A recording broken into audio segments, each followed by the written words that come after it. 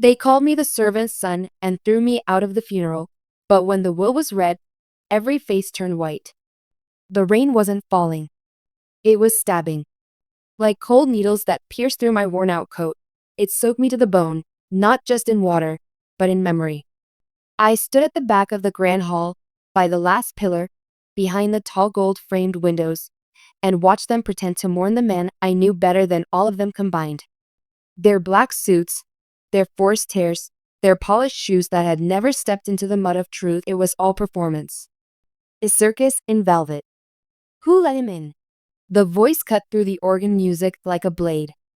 I didn't turn around. I knew that voice. Maurice. Eldest of them all. The self-appointed heir. He'd always hated how I existed, quietly, invisibly, but with dignity he could never understand. A few of the guests turned their heads. I saw the discomfort on some faces, but most were curious. Curious to see the spectacle, not the truth. He has no right to be here, Maurice continued, his voice louder now, deliberate. He's the servant's son, not family. He's not one of us. I stepped forward. Not toward him, but toward the coffin. It was carved from old mahogany, just like the desk where he used to let me sit and draw as a boy. My throat tightened. My hands clenched. All I wanted was a final goodbye. I stood still beside the casket. No one moved. Not even the priest. Only the sound of rain tapping against the stained glass broke the silence. I whispered, "Thank you for everything." Then, rough hands grabbed my shoulder. "Out," Maurice barked. Now. I didn't fight it. I didn't speak. I walked. But before leaving the room, I turned. I looked each of them in the eye, one by one. The sons, the daughters, the wives in their pearls, and the men in silk ties. My eyes finally landed on the oiled painting above the fireplace, his portrait. A stern but kind gaze immortalized.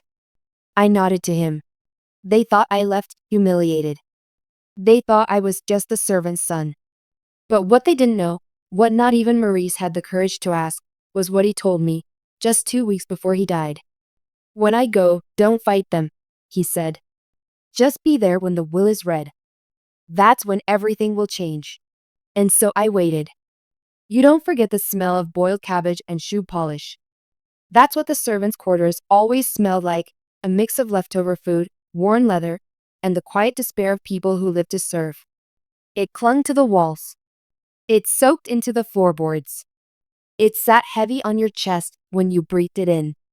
That's where I was raised. Behind the kitchen, next to the linen room. A tiny square room with a low ceiling and a window too high for a child to reach. My mother, Rosa, was the housekeeper. My world was her soft humming as she ironed napkins and dusted chandeliers she was never allowed to touch with bare hands. They never let me forget where I belonged. Not when I passed the marble staircase and was told to take the back door. Not when I was given hand-me-down clothes that smelled of boys who never even knew my name. Not when Maurice spat at my shoes because I stood too close to his shadow. But there was one person, only one, who saw me. The old man. To them, he was Henry Augustine Rowe III. CEO. Patriarch. Billionaire. To me, he was Mr. Henry, at first. Then, simply, Henry.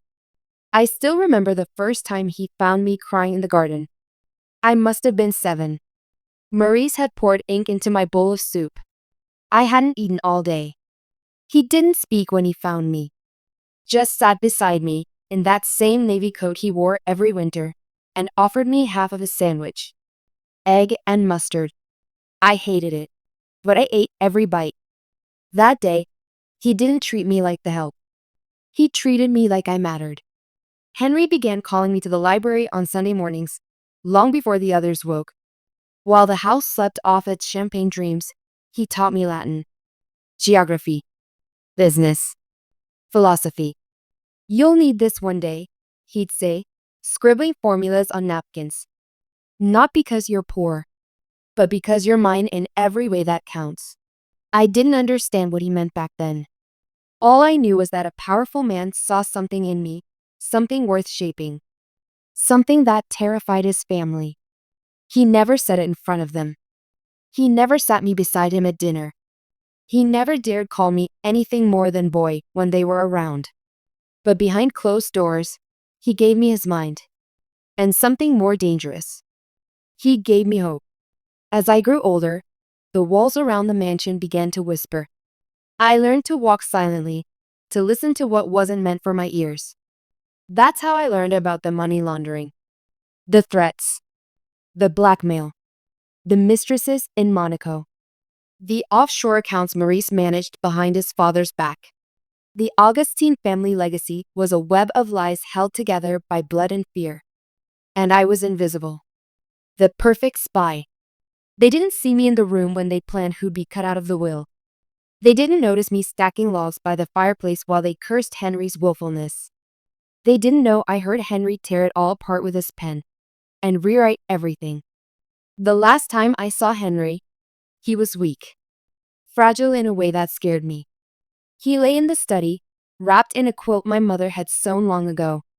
I sat beside him, watching his chest rise and fall like it was counting down. They're going to fight, he said, voice gravelly. They'll say you're nothing, that you're not my son, that you have no claim. He coughed, and I reached for the glass of water.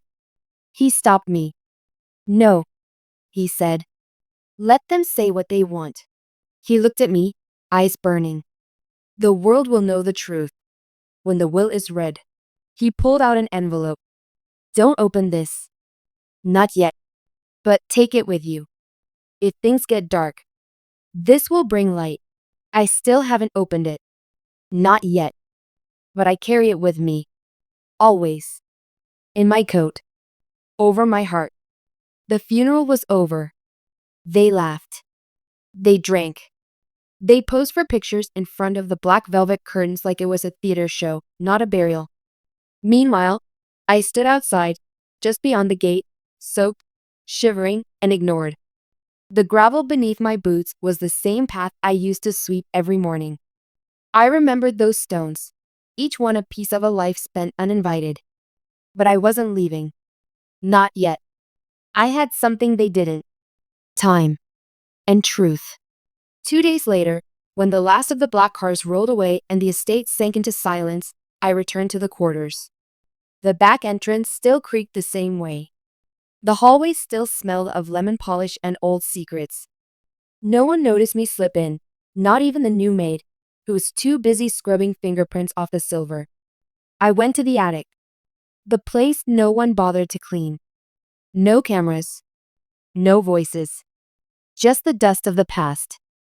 And there, under a loose floorboard where my mother once hid cookies from the head cook, I found them.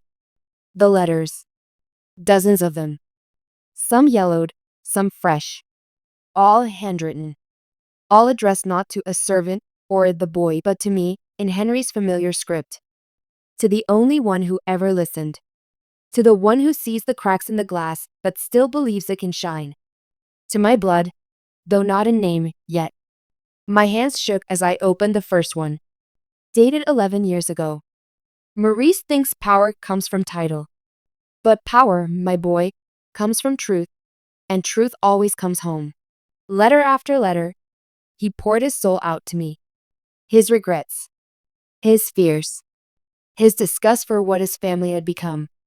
He didn't just love me like a son. He trusted me like a legacy. The final letter didn't end with a signature. It ended with a map. A crude sketch of the mansion's east wing, and a line that said, "What they locked away was never theirs to keep." It led to the old piano room.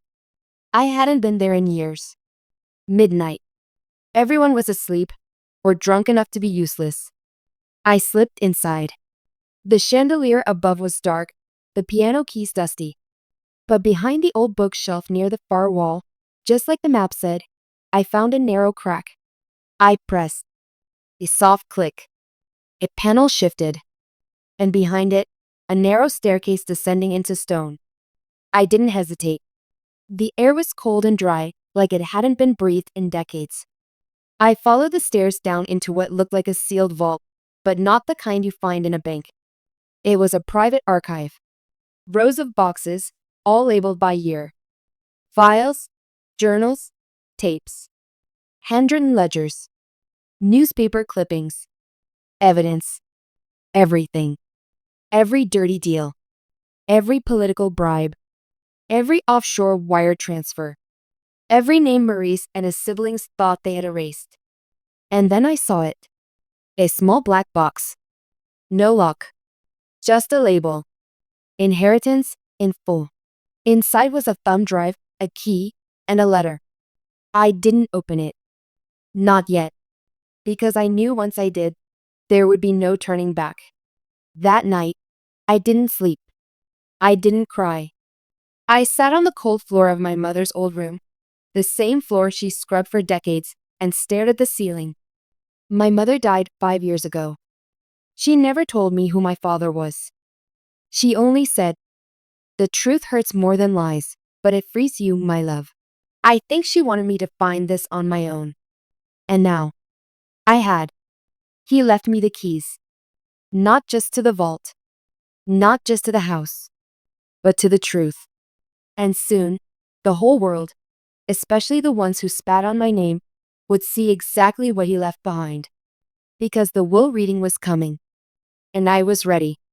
The invitation came late. Hand-delivered by a man in a pressed navy uniform who wouldn't look me in the eye. He passed the envelope to me as if it might burn his fingers. "From the firm of Gallows, Penn and Trent," he muttered. "For the reading of the will." He waited, expecting me to laugh or toss it aside. But I only nodded. "Tell Maurice," I said quietly. "I'll be there." The man flinched, just slightly, then walked away. He didn't know that the funeral was just their performance. The real show was about to begin. I arrived at the estate 1 hour early. Not because I was eager, but because I wanted them to see me when they arrived. I stood at the top of the marble steps, where once I wasn't even allowed to walk without being yelled at by the head butler. This time, I stood tall, wearing the black suit Henry once gave me behind everyone's back, the one Maurice had mocked for being too fine for a rat.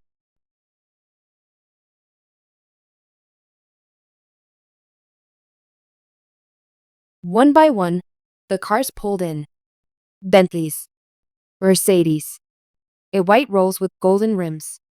Out spilled the family I once served. Dressed in arrogance. Perfumed in pretense. They saw me. They didn't hide their disgust. "Someone lost?" Cynthia, Henry's niece, called from behind her Gucci sunglasses. "No," I said. "Just waiting." Maurice approached last. Phone in hand, smirk half-formed. "You've got guts showing up here." I didn't reply. He leaned in, lowered his voice. "You might have squeezed into the reading with some sympathy clause, but don't get ideas. You'll get nothing. You're nothing." He walked past me, but I caught something in his eyes. It wasn't confidence. It was fear. Inside the library, the same place Henry had taught me to read, the atmosphere was tight as a sealed tomb. Mahogany shelves. Golden lamps. A fire crackling despite the heat. Everything was theater.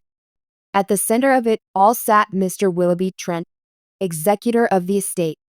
Immaculate. Cold. Neutral. He looked up as I entered and gestured to the last empty seat, next to the fireplace. Next to Henry's portrait. I took my seat. Maurice cleared his throat. "Mr. Trent, with all due respect, can we begin? Some of us have lives to get back to." Willoughby didn't even look at him. He opened the folder. "And read. To my children Maurice, Cynthia, and Elijah." They leaned forward, practically salivating. "I leave what they've always cherished most, their own image." A pause. Confusion. "To Maurice. My stocks and the companies he stole from. May he finally learn what it means to earn." Maurice's face turned white. "To Cynthia. The jewelry she smuggled from my first wife's vault. Wear it proudly, you always did like masks." To Elijah. The paintings he faked and the gallery he sold them through. May his next forgery be the truth. Gasps. Chairs shifted. Maurice stood. What is this? Some joke, but Mr. Trent continued. To my blood, the only one who listened, who learned, who served without bowing, I leave everything.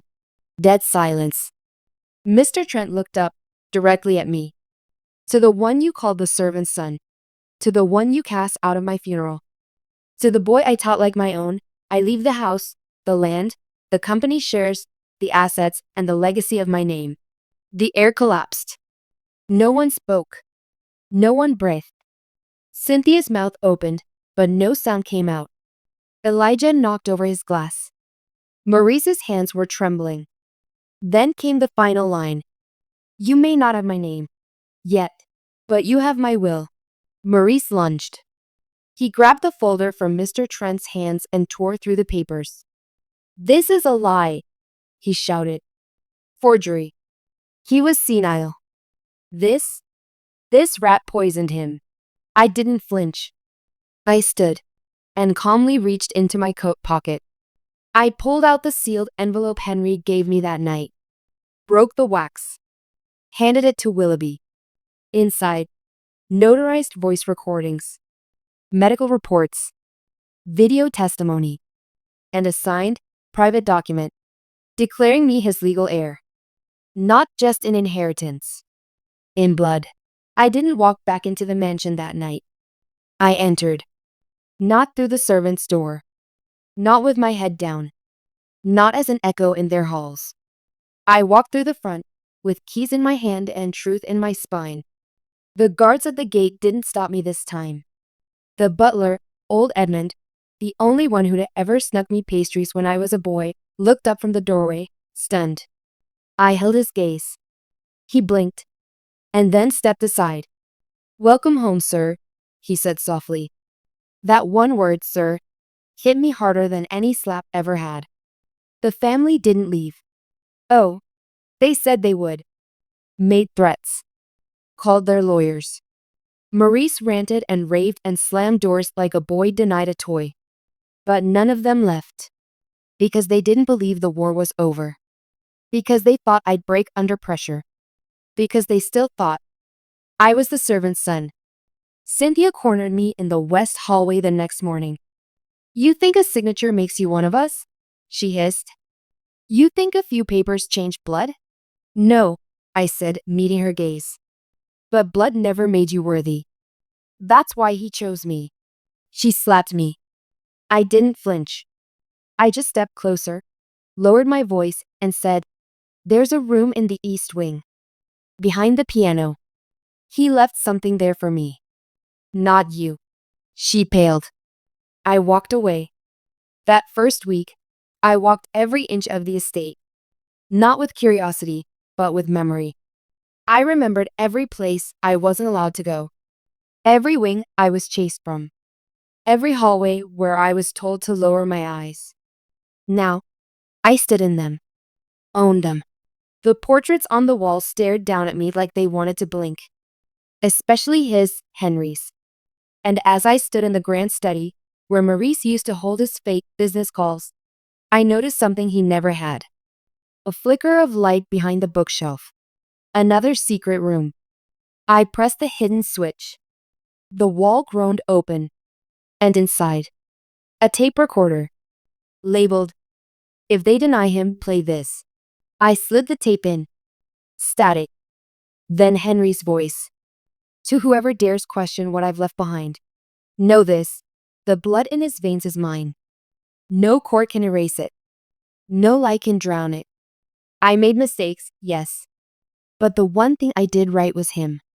And if you try to take what is his, I'll expose every last one of you. Every dollar stolen. Every affair covered. Every debt unpaid. I sat there for a long time. Just listening. Because even in death, he fought for me. That night, Maurice tried one last time. He stormed into the study. You think this is over? He snapped. You think this house will ever accept you? I turned toward him, calm. It already has. You're the one it never wanted. He pointed a trembling finger at me. You're nothing but a mistake. A bastard. A servant's son. I rose. No, I said. I'm the man your father raised while you betrayed him. He charged. Fist raised. But before he reached me, Edmund stepped between us. Sir, Edmund said firmly, you will not raise a hand to the master of this house. Maurice froze. Because the last time someone called me master in this house, it was never. And now, everything had changed. Revenge isn't fire. It's not rage. It's not shouting in the rain or slamming doors off hinges. Real revenge is ice. It's measured, silent, surgical. And the moment I sat in Henry's leather chair, the one he never let anyone else touch, I stopped being the servant's son. I became his heir. And I began to clean house. I started with Maurice. He always claimed to be the brain of the family, the one who kept the empire together. But brains rot faster than bones when they're fed with arrogance and fraud. Using the flash drive from the vault, I forwarded files to 3 places. The Internal Revenue Service, with detailed reports of Maurice's offshore laundering. The Board of Trustees at Augustine Enterprises, with proof of fabricated audits and embezzlement. And finally, the press, with a summary written in Henry's own words. My son Maurice's genius lies not in building, but in stealing without guilt. The fallout came fast. His name was stripped from the board within 72 hours. Bank accounts froze. His stock value plummeted. By the time he realized where the blow had come from, I was already 3 steps ahead. Next was Cynthia. Elegant. Cruel. A master of manipulation who thought diamonds made her untouchable. What she didn't know was that Henry had saved every bank record she tried to erase, including the funds she stole from her own mother's hospice care to buy herself a Paris apartment. That tape? The one labeled, Cynthia, Shame? It was a phone call. Between her and the hospice director. Denying her mother chemo to cut expenses. I sent it anonymously to the family foundation she chaired. She was forced to resign by morning. Her face appeared on tabloids that screamed, daughter of billionaire chose Paris over mother's life. And me? I sat in the East Wing library, where she once told me to never breathe too loudly, and read every word of her downfall with quiet satisfaction. Elijah was the weakest link. He thought art forgery was a victimless crime. That just because his clients were rich, their ignorance was permission. But Henry had kept photos, signatures, authentication files. I contacted the museum Elijah once donated to anonymously again and offered them the evidence. The scandal was instant. Within days, Elijah's name was removed from 3 collections. His gallery was raided. His masterpieces were declared fakes. He tried to call me that night. I let it ring. Because the boy who once swept his paint chips off the floor didn't owe him a damn thing. And then, there was her. Their mother. The woman who once slapped my mother across the face for using the front sink. She came to me. Not yelling. Not haughty. Just broken. She stood in the doorway of the grand parlor, clutching a handkerchief like it could hold her dignity together. You think this is what he wanted? She whispered. To see his family destroyed? I stood. He wanted to save what was left, I said. But you called me filth. You called me nothing. You watched them break me. She looked away. Her voice cracked. Is it true? She asked. Are you his? I didn't answer. I didn't need to. She started to cry. But I didn't reach for her. I let her cry alone. Because that was how my mother had cried in silence. In the dark. With no one to comfort her when they stripped her of every ounce of dignity. This wasn't vengeance. This was balance. The house was quiet now. No more shouting. No footsteps echoing in hallways where once I was told not to breathe too loudly. No threats. No lawyers lurking like vultures in the drawing room. Just silence.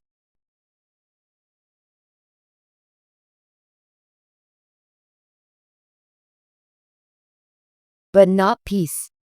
Not yet. Because the letter still remained. The one he told me not to open. Not until everything turned dark.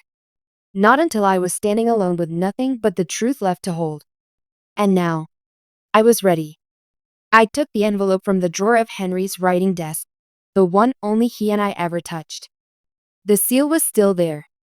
His initials engraved in wax. Har. I cracked it slowly. Inside were three things. His second will. A faded photograph. And a handwritten letter, folded so many times the edges had begun to fray. I unfolded the letter first.